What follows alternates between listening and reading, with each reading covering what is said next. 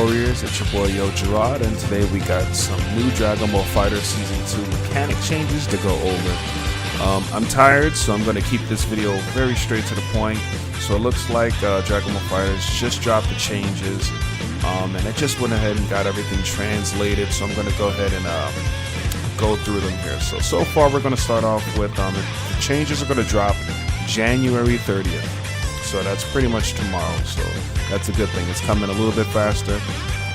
So it looks like the first thing they're going to do is that blue life is reduced across all sources except frame 1 invulnerability starters. So it looks like if you started off with a dragon punch, it looks like the blue life won't be reduced as much, but it looks like everything else is pretty much reduced. It says gain more meter while being hit by non-supers. Less meter gain while hit by supers. Okay, so it looks like if you hit somebody with a super and somehow you can continue your combo, it doesn't look like it's going to build you as much meter, but if you hit somebody without doing a super, it's going to build you more meter that way. So it looks like we have here reduced meter gain penalty applied on hit for supers. This is basically what we just talked about here. It says knockdowns are no longer affected by height. Frame 1 invulnerability moves can only call assist or Z change on hit. Oh, that's nice. So now it means if you Gohan does a DP and they try to call Yamcha out there, it won't work. So now they literally have to think about it before they just throw it out there. Non-DAC supers follow-up incur an extra damage penalty with some exceptions. Let's read that one more time. It says non-DAC supers follow-ups incur an extra damage penalty with some exceptions. Not really entirely sure about that one. But we'll figure it out later. Alright, level 1 DSCs made easier to combo. Level 3 minimum scaling increased. Okay, it says increased startup on sparking during combos. That's interesting. It says sparking is now allowed while in block stun. That one's awesome. That gives us another defensive mechanic, so that's beautiful.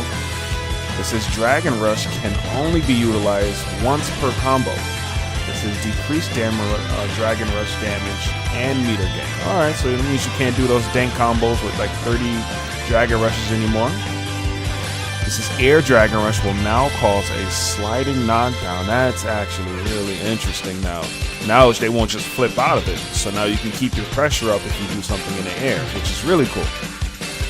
It says you can now reflect sparking. Oh, that's sick. So now you can literally bait it out and punish. That's another basically a good defensive option. You can't just pop it out and just expect to get away with it now.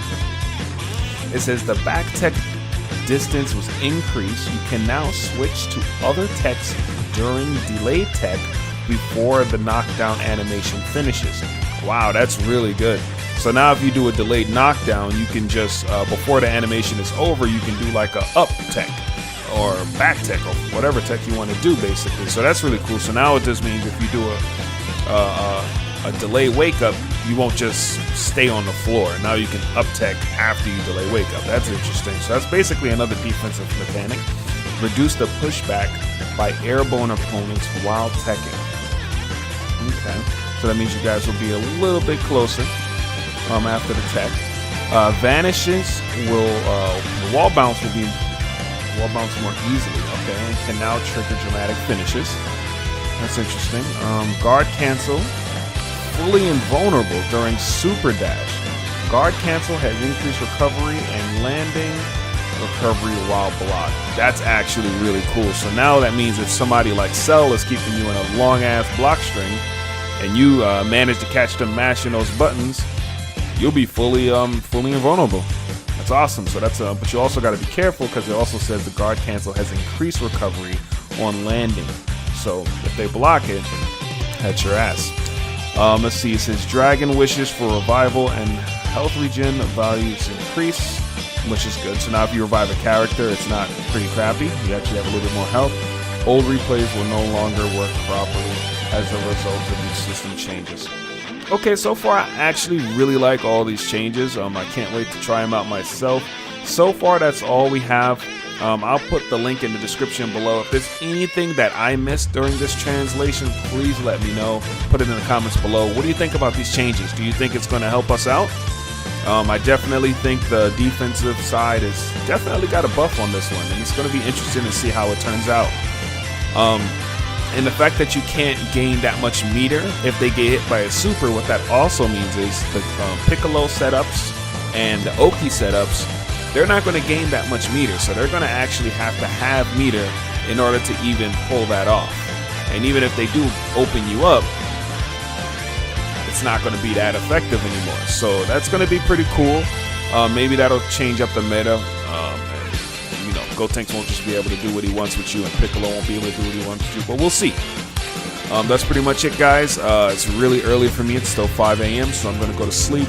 Make sure you guys click that like button. Let me know what you think in the comments, and I'll talk to you guys soon.